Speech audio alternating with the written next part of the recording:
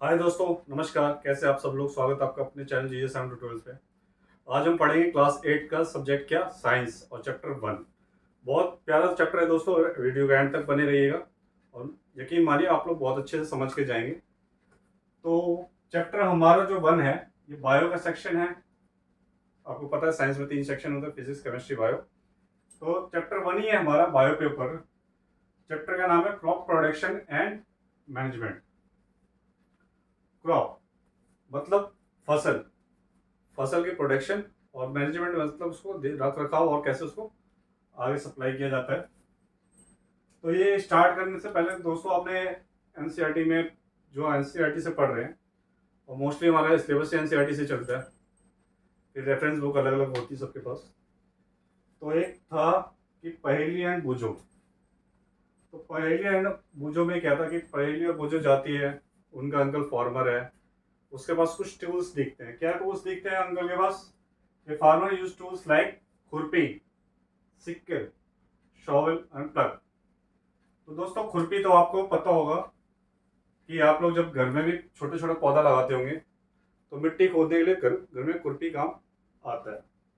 जो खुरपी ज़्यादातर आपका स्टेप का बना हुआ होता है, ठीक है। सिक्कल ये भी लोहे का होता है। उसके बाद शॉवल होता है एक रॉड टाइप में, इसको किस में गड्ढा खोदने के काम आता है, जिसको हम वैसे सब्बल भी बोलते हैं। इस टाइप का ये सब्बल होता है।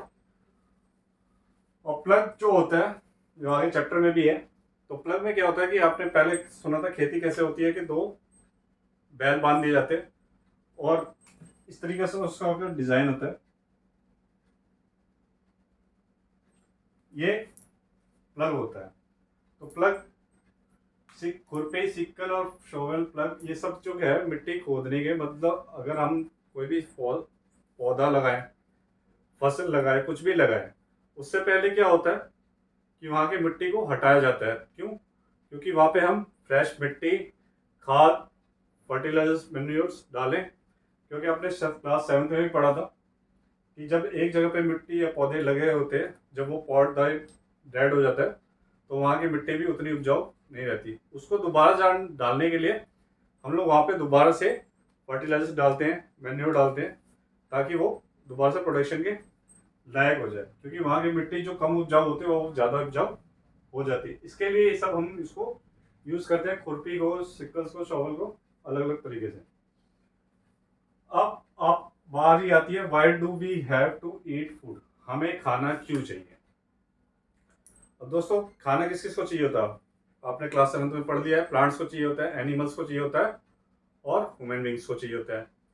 तो सिंपल हमने पढ़ा था, प्लांट्स जो है वो अपना खाना कैसे बना लेते हैं? फोटोसिंथेसिस से। तो पेड़ों का काम तो चल जाता है। अब बचे हम और एनिमल्स। ह्यूमन बींग्स तो मैं भी हूँ, आप भी हैं, तो ह्यूमन बींग्स तो मैं, तो हम तो बोल ही सकता हूँ। तो कौन बचा? एनिमल्स और ह्यूमन बींग्स। तो ह्यूमन बींग्स कैसे, किस पे डिपेंड करते हैं? वो प्लांट्स पे डिपेंड करते हैं और एनिमल्स पे डिपेंड करते हैं। प्लांट्स पे कैसे डिपेंड करते हैं कि दाल हो गया, ठीक है, सब्जी हो गई, ठीक है, आपका जितने भी आपके मसाले हो गए, मैक्सिमम मसाले क्या, सरसों हो गया, जिससे हम तेल भी बनाते हैं, ये सब हमें किससे मिलता है? प्लांट से मिलता है। एनिमल से क्या, मैं नॉनवेज की बात नहीं कर रहा हूँ भाई, सिंपल से एनिमल से जो हमें प्रोडक्ट मिलता है, मिल्क प्रोडक्ट किससे मिलते हैं? एनिमल से। जिससे हमें क्या मिलता है? दूध मिलता है, घी मिलता है, पनीर मिलता है, छाछ मिलता है, लस्सी मिलता है, वो सब किससे मिलता है? एनिमल प्रोडक्ट से। फिर उसके बाद एग की बात कर लो, चिकन, मटन, ये तो एनिमल है ही, ठीक है। अब हमें खाना क्यों जरूरी है? सबसे पहली बात, खाना किस लिए जरूरी है भाई? अब खाना मिलेगा तो हम लोग के अंदर क्या होगी? एनर्जी आएगी, हम लोग काम कर सकते हैं। हमारी ग्रोथ के लिए खाना बहुत ज़रूरी है। जैसे पेड़ों को फोटोसिंथेसिस के जरिए खाना मिलता था और उनके लिए ग्रोथ होती है, एनर्जी मिलता है, ऐसे ही सेम हमें भी खाने से एनर्जी मिलती है और हमारे ग्रोथ के लिए खाना जरूरी होता है। एनर्जी फ्रॉम द फूड, यहाँ पे साफ साफ लिखा है, energy from the food is utilized by organism for carrying out their various body functions. क्योंकि हमें अगर खाना नहीं मिलेगा, एनर्जी नहीं मिलेगी, तो हमारा बॉडी वैसे वर्क कर ही नहीं पाएगा। ठीक है, तो बिना खाने के हम कुछ टाइम जिंदा रह सकते हैं, और बिना पानी के कोई कहता है 60 दिन 70 दिन। तो हर किसी की बॉडी की अपनी अपनी कैपेसिटी होती है। वो एक अनुमान, एक एवरेज लगाया जाता है कि हाँ, कि अगर 10 लोग के ऊपर एक्सपेरिमेंट किया गया, तो 10 में से अगर 5 लोगों ने जिस पे जिंदा रहे जितना टाइम तक रहे, तो वो एक एवरेज मान लिया जाता है। और आज के डेट में सीधा सीधा बात है कि जिसकी बॉडी जैसी कैपेबल होगी, तो उस टाइप से जिंदा रहते हैं। तो energy from the food is utilized by organism for carrying out their various body functions. तो यहाँ क्या लिखा है, energy from the food is utilize. Energy from the food जो यूटिलाइज किस पे किया जाता है, by organism for carrying out their various bodies functions. जो अलग अलग बॉडी फंक्शन काम करते हैं, उसके लिए फूड यूटिलाइज करता है, क्या एनर्जी यूज करता है। हार्ट के लिए जो पूरी बॉडी में ब्लड सर्कुलेट करता है। फिर सच एज डाइजेशन, कौन कौन से वो फंक्शन होते हैं, डाइजेशन, खाना करते हैं लेने के बाद हम लोग क्या डाइजेशन के फंक्शन में काम करता है। रेस्पिरेशन, मतलब डाइजेशन तो सबको पता है कि हम जो भी खाना खाते हैं वो डाइजेस्ट हो जाता है। रेस्पिरेशन मतलब श्वास लेने का, मतलब सांसें हम जो लेते हैं वो रेस्पिरेशन में। और एक्सर्शन मतलब निकालने का। ठीक है, we get food from plants, animals और बोथ। तो यहाँ तक दोस्तों आपको समझ में आ गया कि हमें फूड क्यों जरूरी है, क्योंकि अलग बॉडी के अलग अलग फंक्शन के लिए। और किसके लिए जरूरी है, जिससे डाइजेशन हो गया, रेस्पिरेशन हो गया और एक्सर्शन हो गया। ठीक है, अब बारी आती है चैप्टर किस पे है, क्रॉप पे है। तो अब इसके आगे हम बढ़ते हैं। तो दोस्तों हमने अब देखा कि हमें पता है हमें प्लांट से भी खाना मिलता है, पर यहाँ बात हो रही है क्रॉप प्रोडक्शन एंड मैनेजमेंट की। तो क्रॉप में और प्लांट्स में डिफरेंस क्या है। प्लांट्स क्या होता है, वो लिमिटेड खाना देता है और एक ही जगह पे सेम प्लांट्स नहीं लगाता है। क्यों, क्योंकि उनका साइज भी बड़ा होता है। और प्लांट्स एक ऐसी चीज है जिससे हमें वैसे फ्रूट्स मिल जाते हैं, वेजिटेबल्स थोड़े बहुत मिलते हैं, और जो हमें डेली के डेली चीज खाना चाहिए, जैसे चावल चाहिए, दाल चाहिए, रोटी चाहिए, सब्जियां चाहिए, वो प्लांट से नहीं मिलते। तो वो किससे मिलते हैं, क्रॉप से मिलते हैं। अब crop production and management, production and management क्यों हुआ, क्योंकि क्रॉप जो है हमें खाना सिर्फ मुझे तो नहीं खाना, या आपकी फैमिली को तो नहीं खाना, ना हमारे खाली एक कॉलोनी में खाना है या पूरे देश में खाना है, वो पूरे देश के लिए होता है और बाहर भी सप्लाई होता है।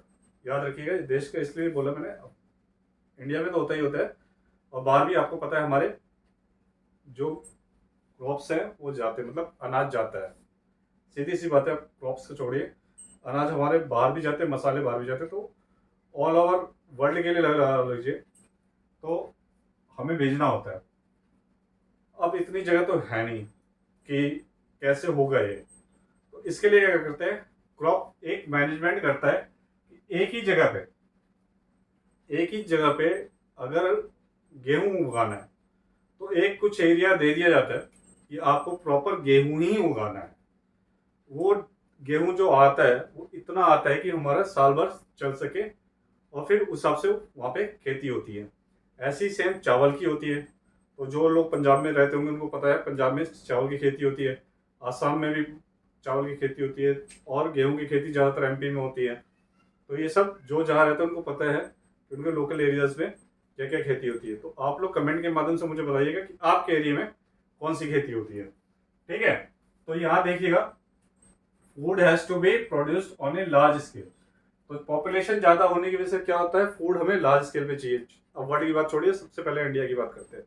इंडिया में भी क्या, अपने गली की कॉलोनी की बात करते हैं, हर किसी को लार्ज स्केल पे फूड चाहिए। अब 5 लोग मान लीजिए आपकी फैमिली में, सुबह भी खाना है, दोपहर भी खाना है, शाम को भी खाना है। तो अब महीने में कितने बार खाना है, अगर हम एक दिन में 3 बार खाते हैं, तो एक आदमी महीने में कितने बार खाएगा, 9, मतलब 90 टाइम्स। ऐसे ही 5 का लगा लीजिए, तो 450 times.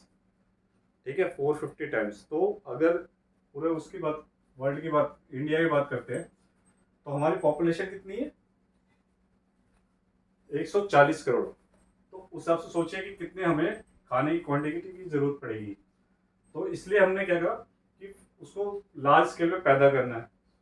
In order to provide food for a large population, regular production, सबसे पहले क्या जरूरी है, रेगुलर प्रोडक्शन जरूरी है, प्रॉपर मैनेजमेंट जरूरी है, and distribution is necessary.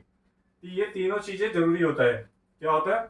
In order to provide food for a large population, large population जैसे इंडिया के लिए, इसमें क्या होता है, रेगुलर प्रोडक्शन जरूरी होता है। क्यों? मान लीजिए आपको दूध चाहिए, तो दूध तो डेली चाहिए ना, एक दिन तो ऐसा नहीं है कि दूध नहीं चाहिए, हर चीज हमें डेली चाहिए, खाना चाहिए, पानी चाहिए। तो एक तो इसलिए रेगुलर प्रोडक्शन चाहिए, उसके बाद प्रॉपर मैनेजमेंट। अब एक घर की बात नहीं हो रही है, एक शहर की बात नहीं हो रही है, कॉलोनी की बात नहीं हो रही है, पूरे देश की बात हो रही है। ठीक है, कुछ चीजें पूरे देश में सप्लाई होती है, तो उसके लिए हर जगह से एक मैनेजमेंट चाहिए होता है। ठीक है, जहाँ से आप अपने अड़ोस पड़ोस में देखते होंगे राशन की दुकानें हैं।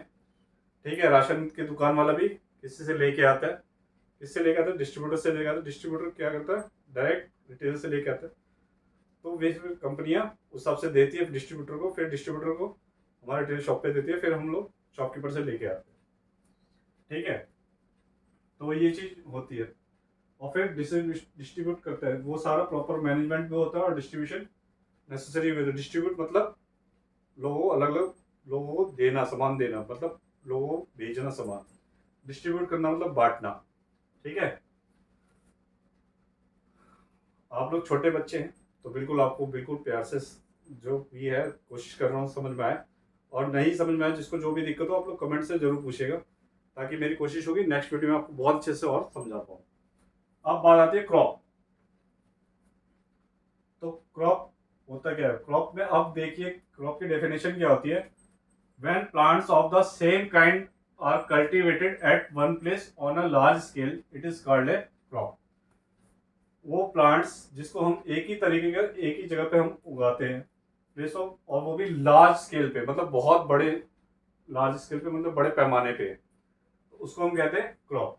मैंने क्या बोला, प्लांट तो अलग अलग जगह पे होते हैं, अलग अलग चीज के होते हैं, पर यहाँ पे जो छोटे प्लांट्स है, क्रॉप्स की बात करते हैं, जो वो प्लांट्स जो एक सेम काइंड, एक ही जैसे बहुत बड़े पैमाने पे अगर उगाया जाता है, उसको हम क्रॉप बोलते हैं। जैसे फॉर एग्जांपल में क्या आ गया, crop of wheat means that all the plants grown in field are that of wheat। कि आप गेहूं देख रहे हैं, अगर आपने कोई प्लॉट देखा तो उसमें सिर्फ गेहूं का ही खेती होगी, या आप कहीं चावल देख रहे हैं तो आपको सिर्फ चावल की ही खेती होगी, या गाजर की खेती हो रही है तो सिर्फ गाजर की ही खेती होगी, उसको बोलते हैं हम क्रॉप्स। ठीक है, तो उम्मीद करता हूँ दोस्तों ये वीडियो पसंद आएगा आप लोगों को, और लास्ट तक आप लोगों ने देखा होगा उसके लिए थैंक यू।